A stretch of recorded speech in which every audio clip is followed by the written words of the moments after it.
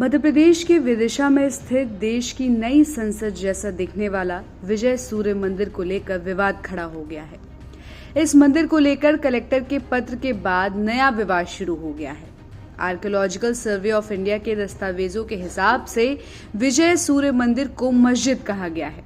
इसे लेकर विजय मंदिर मुक्ति सेवा समिति के सदस्यों ने विधायक मुकेश टंडन के नेतृत्व में कलेक्ट्रेट पहुंचकर कलेक्टर और एसपी को लिखित ज्ञापन दिया है, जिसमें एएसआई द्वारा मंदिर को मस्जिद बताए जाने पर आपत्ति उठाई गई है। प्रदेश और केंद्र सरकार को पत्र भेजकर इस स्थान का दोबारा सर्वे करने की मांग की गई है। राम मंदिर, ज्ञानवापी और अन्य जगहों का उदाहरण देते हुए यहां दोबारा सर्वे कर वास्तविक स्थिति पता करने की बात कही गई है, ताकि मस्जिद शब्द को विलोपित किया जाए। वहीं ये भी कहा गया है कि जब पूर्व जो विवाद हिंदू मुस्लिम का था, वो अलग स्थान दिए जाने के बाद पूरी तरह से खत्म हो चुका है। एएसआई के इस फैसले को लेकर मुस्लिम समाज भी हिंदुओं के समर्थन में है। विधायक ने मुस्लिम समाज का भी आभार प्रकट किया है। वहीं कलेक्टर ने बताया कि जो एएसआई के दस्तावेजों में लिखा गया था, उसी को उन्होंने अपने पत्र में लिया है।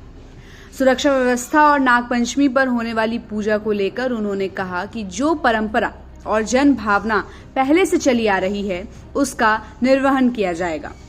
वहीं पुलिस अधीक्षक प्रशांत चौबे ने कहा कि पिछले साल जिस तरीके से सुरक्षा के इंतजाम किए गए थे, उसी तरह की स्थिति आज नागपंचमी पर भी होगी। वहीं अगर इस मंदिर के निर्माण और इतिहास को लेकर बात की जाए तो विजय सूर्य मंदिर मध्य प्रदेश के विदिशा में स्थित है।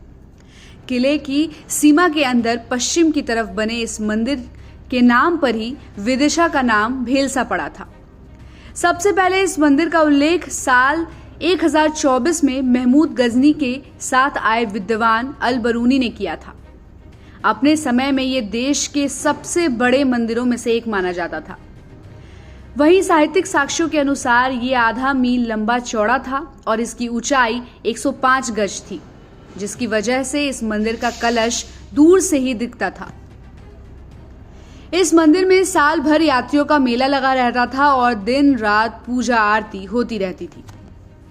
कहा जाता है कि इस मंदिर को चालुक्य वंशी राजा कृष्ण के प्रधानमंत्री वाचस्पति ने अपनी विदिशा विजय के बाद बनवाया था।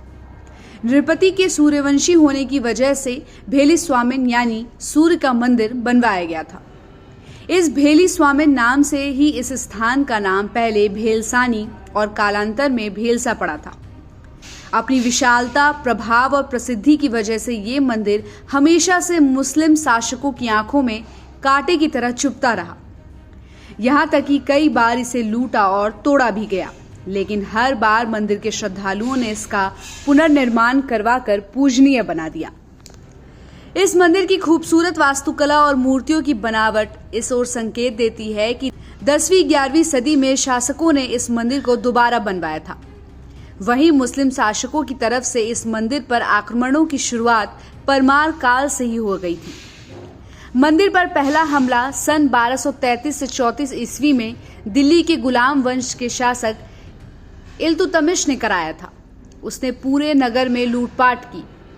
सन 1250 ईस्वी में इसे दोबारा बनवाया गया, लेकिन सन 1290 ईस्वी में फिर से अलाउद्दीन खिलजी के मंत्री मलिक काफूर ने इस पर हमला करके लूटपाट की और खिलजी ने वहां की 8 फुट ऊंची अष्टधातु की मूर्ति को दिल्ली के बदायूं दरवाजे की मस्जिद की सीढ़ियों में जड़वा दिया।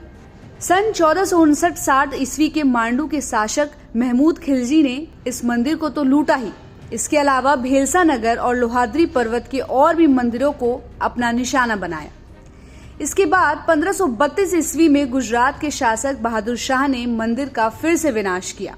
आखिर में औरंगजेब ने 1682 ईस्वी में इसे तोपों से उड़वा दिया और इसके शिखरों को तोड़ डाला। मंदिर के अष्टकोणी भाग को चुनवा कर चतुष्कोणी बनवा दिया गया।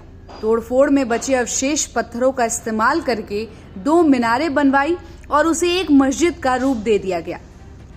साथ ही आज भी मंदिर के पार्श्व भाग में तोप के गोलों के साफ निशान देखे जा सकते हैं। औरंगजेब की मौत के बाद वहां की टूटी फूटी मूर्तियों को फिर से पूजा जाने लगा और सन 1760 ईस्वी में पेशवा ने इसकी मस्जिद को नष्ट कर दिया।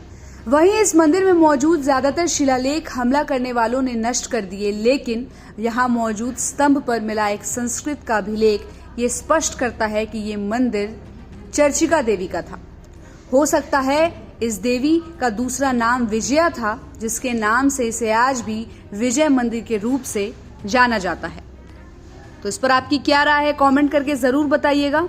और ऐसी ही खबरों के लिए देखते रहिए सहारा समय का डिजिटल प्लेटफॉर्म। हमारे चैनल को लाइक और सब्सक्राइब करना बिल्कुल भी मत भूलिएगा।